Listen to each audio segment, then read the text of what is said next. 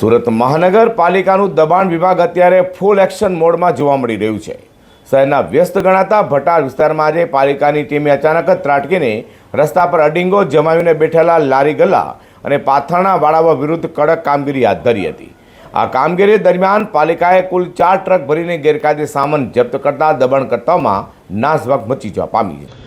સુરતમાં ઘણા સમયથી જાહેર રસ્તા પર દબાણ કરનારોનો ત્રાસ વધી રહ્યો હોય, જેને લઈને પાલિકાનું દબાણ ખાતું પણ એક્શન મોડમાં આવી ગયું છે।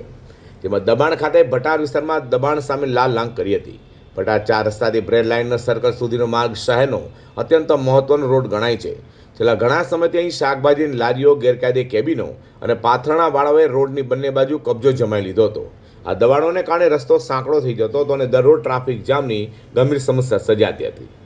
સૌથી ચિંતાજનક બાબત એ હતી કે આ ટ્રાફિક જામમાં ઘણીવાર એમ્બ્યુલન્સ પણ ફસાઈ જતી હતી, જેના કારણે લોકોના જીવ જોખમમાં મુકાતા હતા। સ્થાનિક રહીશો દ્વારા આ બાબતે વારંવાર રજૂઆતો કરાઈ હતી, જેના પગલે પાલિકાના દબાણ વિભાગ અને ટ્રાફિક પોલીસ દ્વારા સંયુક્ત રીતે તાત્કાલિક રોડ ખાલી કરાવવાનું અભિયાન હાથ ધરાયું હતું। તો દબાણ ખાતાની કામગીરી દરમિયાન સ્થાનિક કોર્પોરેટર હિમાંશુ રાવલજી પણ હાજર રહ્યા હતા। તેમણે દબાણકર્તાઓને કડક ભાષામાં ચેતવણી આપતા જણાવ્યું હતું કે પાલિકા કોઈની રોજીરોટી છીનવવા માંગતી નથી, પરંતુ રસ્તાઓ રોકીને જનતાને મુશ્કેલીમાં મૂકવી તે જરા પણ ચલાવી લેવાશે નહીં।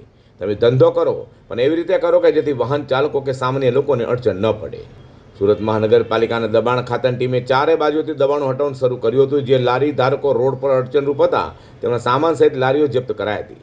કુલ 4 ટ્રક જેટલો સામાન જપ્ત કરી પાલિકાની કચેરી ખસેડાયો હતો। આ કામગીરીને પગલે સ્થાનિક રહીશોએ રાહતનો શ્વાસ લીધો છે।